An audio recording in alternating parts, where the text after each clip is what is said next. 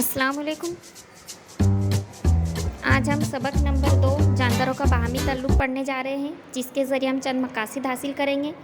जानदारों का एक दूसरे से ताल्लुक़ समझना, जानवर का जानवर से रिश्ता समझना, जानवर का इंसान से रिश्ता समझना, जैसे हम पेट एनिमल्स पालते हैं। इंसान का जानवर से हमदर्दी वाला रिश्ता समझना, इंसान, हैवान और नबातात का एक दूसरे से रिश्ता समझना, जानदारों की ज़रूरतों का इल्म हासिल करना, ज़रूरतें कैसे पूरी होती है ये समझना, जैसे इंसान खेती बाड़ी करता है, इसके अलावा सब्ज़ियाँ, फल, ये सब हमें नबातात से हासिल होते हैं।